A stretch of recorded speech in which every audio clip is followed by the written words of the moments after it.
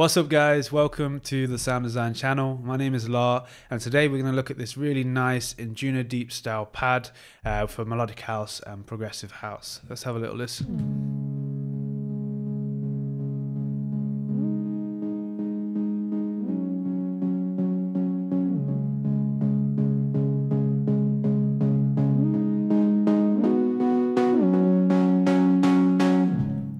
Cool, and I'll just show you with some context with some drums around.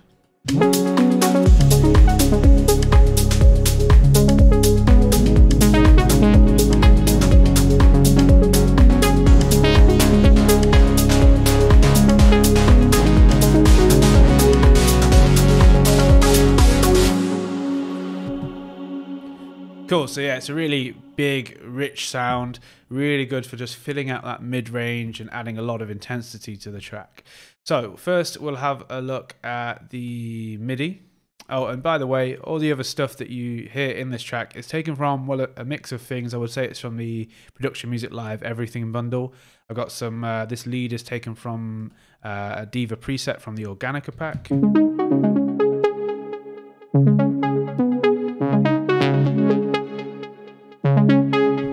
Which I can show you in another video if you guys want to see that. And then we've got, yeah, this lead kind of ARP thing that's just running through the track. This is taken from the acoustic pack, I believe. Let me just have a look. Yeah, this pack is so nice. There's like endless amounts of things in here which are really, really, really good. Just for like kind of complementary melodies within the track. So yeah, that's really good. I'll put a link to these packs in the description down below, so be sure to check them out. Let's have a look at this sound. This sound I actually made myself from the init patch in Diva. I just did a few little changes to it to make it fit how I wanted it to for the track. So first thing we want to do is look at the oscillators. This is the first thing I do every time I'm trying to dissect a sound. So what we have is one sawtooth being used. It's being slightly moved off a direct sawtooth, so it has a little bit of a different shape to it, but it's not going to make much of a difference. And then it's just the volume is all the way up on there. So the other two don't have any of the volume being engaged, which means they're not being used. So it's just the one sawtooth. From there, we've got a bit of a noise oscillator and a bit of feedback. And then we go to the filter here. We have a envelope 2, which is being used, but it's being modified by lag. So if we have a look at lag, what lag is doing is it basically applies a bit of a delay until something is happening. So it's probably better if I show you with sound rather than me trying to describe it. So this is with envelope 2 not going through any modifications. So the sound starts pretty quickly. I mean, there's a bit of a loose attack. Let me just... It starts really quickly. There's a little bit of a click there when I do that. But so if we then apply the LFO, we apply the lag, you're going to hear that it starts like a rum.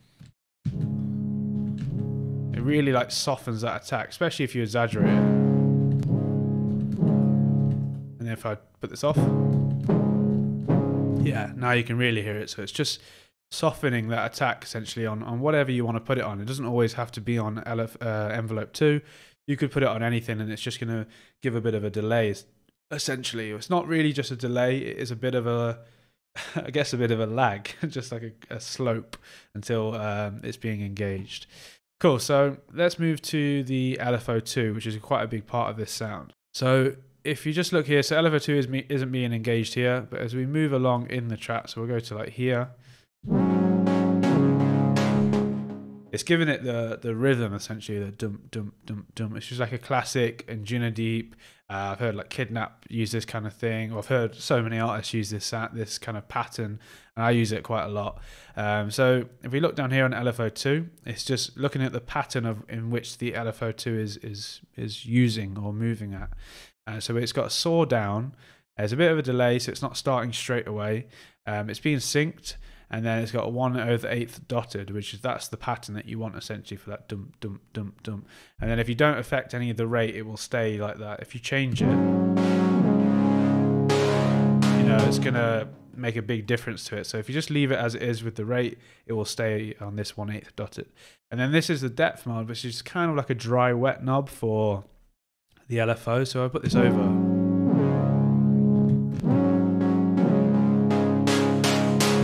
You can get really intense if you go down to here. So yeah, the other important thing is having this polarity on. What that means is that the LFO is going to move in one, is going to go up. It's going to only have positive values rather than negative and positive. So it's going to just go dump, dump, dump, just constantly going up essentially. Yeah, and that is it apart from just the chorus and the plate which I'm adding, and that's just the reason why I'm adding quite a bit of effects there, like reverb and chorus, is I want it to sit quite wide in the mix. I don't want it to sit directly down the middle and be mono, because I've got a bass which is sitting mono, and the bass is a little bit, let me just show you at the bottom here. The bass is kind of cutting to around here. So it's going to be interfering with the same sound. They're going to be sitting in the same place in the mix. So if I make sure that this sound sits a bit wide and then the other sound is a little bit more down the middle, they're going to fit quite nicely with each other essentially.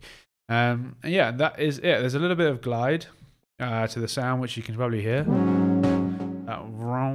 That really works well with lag. If you have those two together, you get this really nice warm, like growl feeling or whatever it's called. But yeah, that is it. Nothing else to the sound.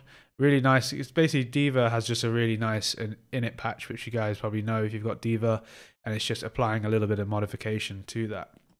Oh, the one other thing actually is I'm doing some modification to the noise oscillator. So the noise oscillator is being engaged with the LFO2. So it's making sure that it's only really being engaged when that LFO2 is opening up. So it's going dum, dum, dum, dum, and the noise is going ch, ch, ch, ch. So I shouldn't really show you this with my mouth, but yeah, you know what I mean. If I take this away, you're not hearing that noise that's basically going with that rhythm, which just really adds to like that intensity. Cool, so let's just quickly look at a bit of the automation and then some processing. So the automation is real simple actually. I'm just opening things up more and more and more. I'm not doing any like crazy patterns. You can see here, they're all just opening up. So I'm increasing the noise, I'm increasing that LFO, I'm increasing the lag envelope or envelope 2. So if we have a look in real time while we're looking at Diva, you'll see the things moving. We'll go from here. We have a look here on the lag.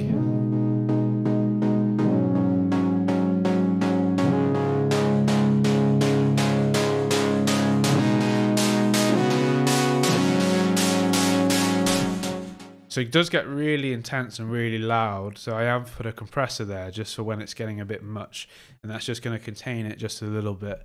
And then I've just got an auto filter, and the auto filter is just going to be so I can do some external filtering, so I can control the sound here and there wherever I want to bring it in or take it out. And then there's a bit of a utility, and that's just so I can really add a bit more width. So I'm really pushing it to the sides, and that's going to make it sound really huge. If I take off this and put it on,